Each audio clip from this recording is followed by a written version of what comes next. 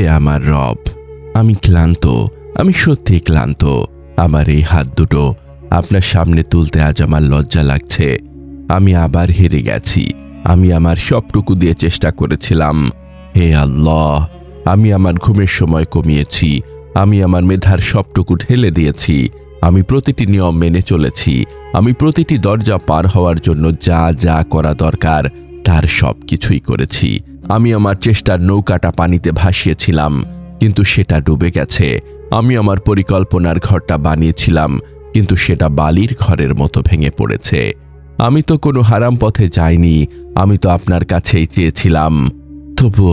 তবুও কেন আমি বারবার হেরে যাই? কেন আমার পরিকল্পনাগুলো সব এলোমেলো হয়ে যায়? কেন আমার দোয়াগুলো আর আমার চেষ্টার ফল এক হয় না? আমার এই চেষ্টা করার কি কোনো দামই নেই আপনার কাছে? আসসালামু আলাইকুম ওয়া রাহমাতুল্লাহি ওয়া বারাকাতুহু। আমাদের এই প্রশান্তির আয়োজনে আপনাকে স্বাগতম। আমাদের এই পথ চলাই, কথোপকথন সবকিছুই সেই মহান রবের দিকে ফিরে যাওয়ার ক্ষুদ্র প্রচেষ্টা।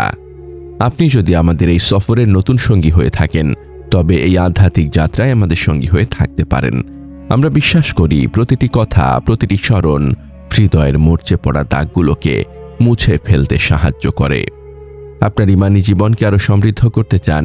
আমাদের ব্লগে পড়ুন অনুপ্রেরণামূলক প্রবন্ধ, শুনুন হৃদয় ছোঁয়া অডিও এবং আপনার জীবনের প্রতিটি প্রশ্নের ইসলামিক সমাধান খুঁজে নিন। আজই ভিজিট করুন আমাদের ওয়েবসাইট www.ummakontho.com। আজকের কথাগুলো আমার সেই সব ভাই বোনদের জন্য যারা আমারই মতো নিজেদের জীবনের সমীকরণটা মেলাতে পারছেন না, যারা নিজেদের সর্বোচ্চ চেষ্টাটা করার পরও দিন শেষে শূন্য হাতে ফিরে আসছেন, যারা ব্যর্থতার তকমা নিয়ে বেঁচে আছেন। আর যখনই আপনি এই হার নিয়ে হতাশ হয়ে পড়েন, যখন আপনার বুকটা ফেটে যেতে চায়, যখন আপনি হাল ছেড়ে দিতে চান, তখন শয়তান আপনার কানে এসে তার সবচেয়ে ভয়ঙ্কর কথাটা ফিসফিস করে বলে, দেখেছো, কোনো লাভ নেই, তোমার চেষ্টার কোনো মূল্য নেই, আল্লাহ তোমার কথা শুনছেন না, তুমি একটা ব্যর্থ, ছেড়ে দাও। এই যে ছেড়ে দাও ভাবনাটা, এটাই আপনার আসল হার। আমরা কেন এত কষ্ট পাই যখন আমরা হেরে যাই? কারণ আমরা এক ভয়ঙ্কর ভুল ধারণার ওপর আমাদের জীবনটাকে দাঁড় করিয়েছি। আমরা ভাবি আমার চেষ্টা, আমার সফলতা।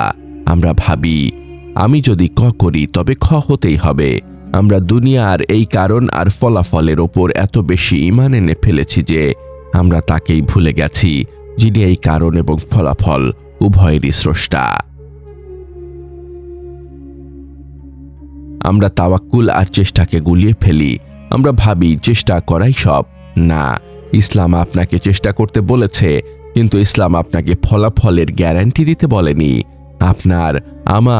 আমাদের সবার দায়িত্ব হলো আসাই বা সর্বোচ্চ চেষ্টা করা। আল্লাহ কোরআনে বলেছেন, আর মানুষ তাই পায় যা সে চেষ্টা করে। সূরা নজম আয়াত ৩৯। এই আয়াতের অর্থ এই নয় যে আপনি দুনিয়াতে যাই চেষ্টা করবেন তাই পেয়ে যাবেন। এর আসল অর্থ হলো আপনার আমলনামায় আপনার আখিরাতের হিসাবে শুধু আপনার চেষ্টাটাই লেখা হবে, আপনার ফলাফলটা নয়। এর সবচেয়ে বড় উদাহরণকে ভাবুন, নূহ আলাইহিস সালামের কথা।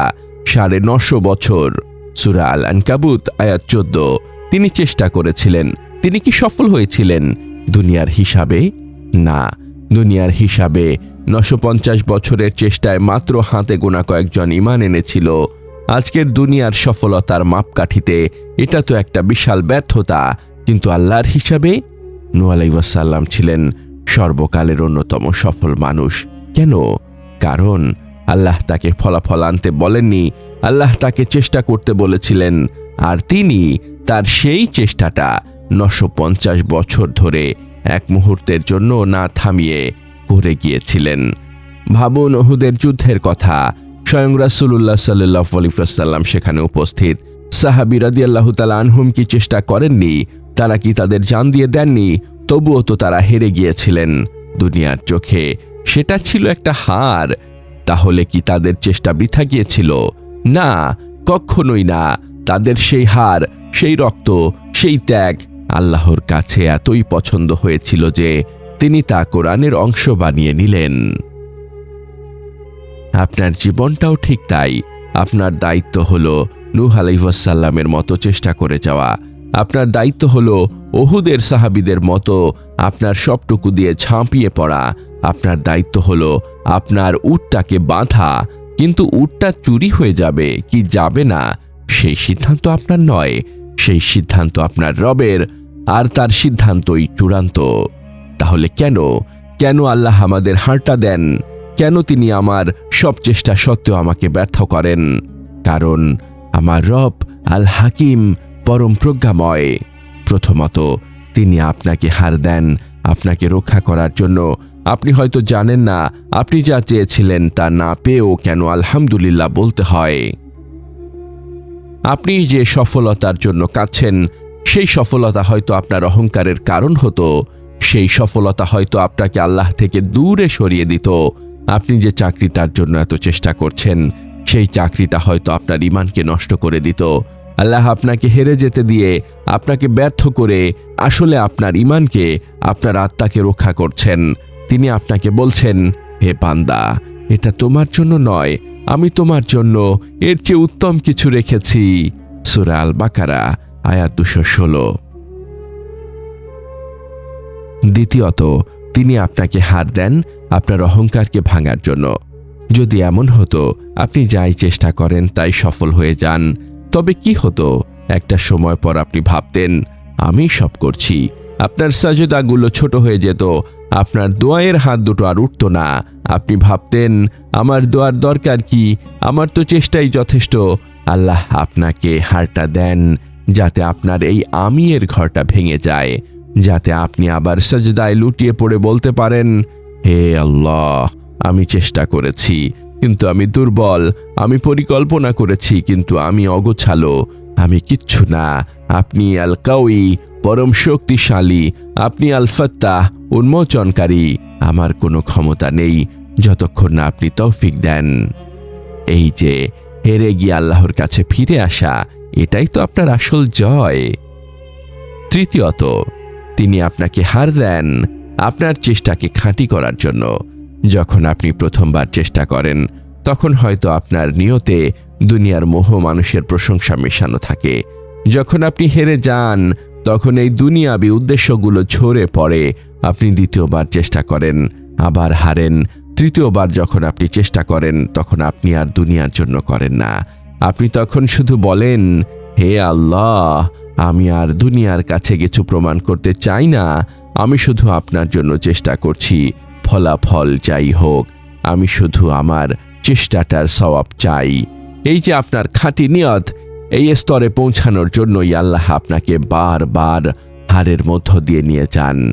আপনার হার কোনো ব্যর্থতা নয়, আপনার হার হলো আপনার রবের ইচ্ছা, আর তার ইচ্ছাই আপনার জন্য চূড়ান্ত কল্যাণ।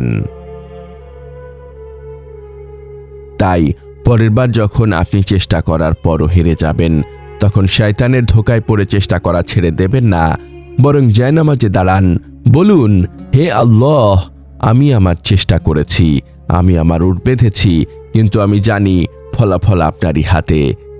আমি আমার এই হারের ওপর রাজি আছি, কারণ এটা আপনার ইচ্ছা।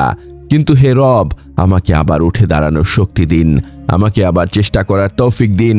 শুধু আপনারই জন্য আমার এই দুনিয়ার হারকে আপনি আমার আখিরাতের জিতে পরিণত করে দিন। হে আল ওয়াকিল, হে আল হাকিম, আমি আপনার সেই বান্দা যে চেষ্টা করতে করতে ক্লান্ত হয়ে গেছি। আমি বারবার হেরে যাচ্ছি, আমার পরিকল্পনাগুলো কাজ করছে না। দুনিয়ার চোখে আমি একজন ব্যর্থ, কিন্তু হে আমার রব, আমি কার কাছে হারছি? আমি তো আপনার ইচ্ছার কাছেই হারছি, আর আপনার ইচ্ছার কাছে হেরে যাওয়ার মধ্যেই তো আমার আসল জয়। হে আল্লাহ, আমার এই ভাঙা চেষ্টাগুলোকেই আপনি কবুল করে নিন। আমার এই হারের পেছনের কল্যাণটা বোঝার মতো দৃষ্টি আমাকে দান করুন। আমার অন্তর থেকে কেন পেলাম না এই অভিযোগটা মুছে দিন, আর তা আলহামদুলিল্লাহ আলা কুল্লি হাল, সর্বাবস্থায় আলহামদুলিল্লাহ, এই কৃতজ্ঞতা দিয়ে পূর্ণ করে দিন। আমাদের এই মহৎ বার্তা ছড়িয়ে দিতে এবং ইসলামের আলোকে প্রতিটি হৃদয়ে পৌঁছে দিতে অনুগ্রহ করে এই প্রচেষ্টাকে সাবস্ক্রাইব করে আমাদের সাথেই থাকুন। আপনার প্রতিটি অনুসরণই আমাদের এই পথ চলাকে আরো বেগবান করবে।